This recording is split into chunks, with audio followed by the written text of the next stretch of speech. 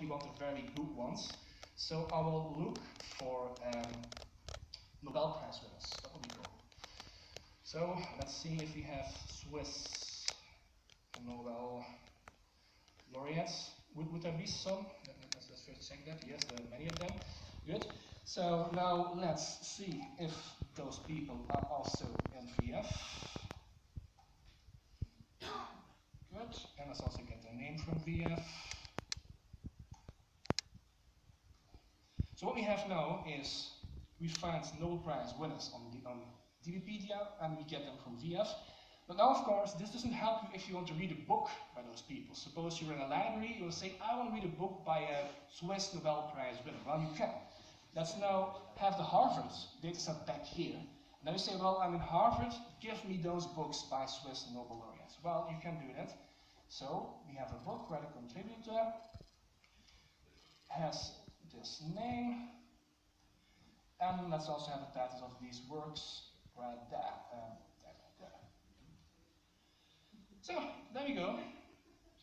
What we have now is works from the Harvard Library by Swiss Nobel Prize winners. And this is, I think, maybe the first time that you've seen on stage a federated query work on linked data. So it is powerful, I think it is. Yeah. If you agree, I'm sure it is.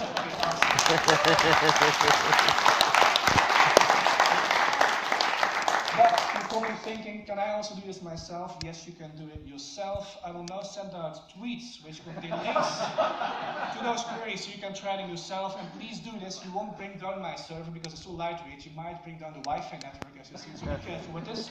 I'll also send you documentation on how you can make your own Sparkle queries right there. Good.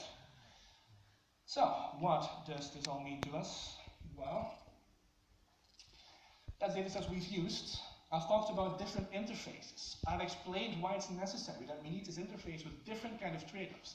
It's a little bit slower, but I've never seen federation with a Sparkle endpoint happening. This is possible right now. So I think we have an advantage there already, because it brings real-world federated queries.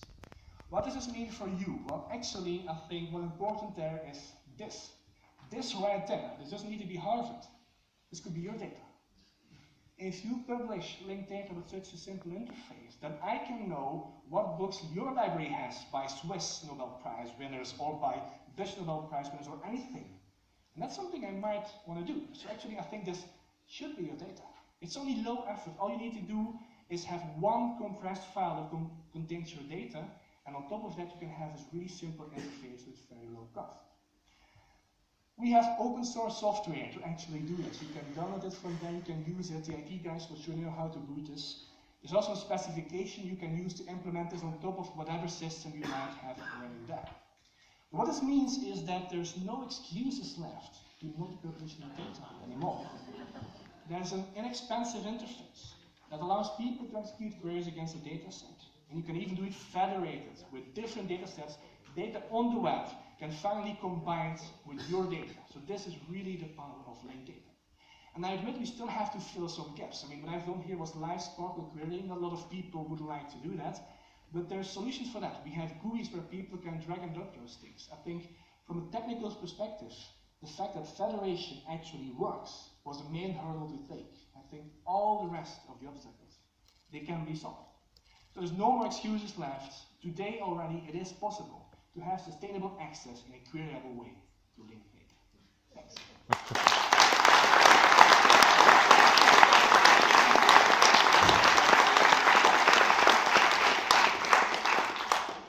Thanks a lot, Ruben. That's Ghent University for you, just saying.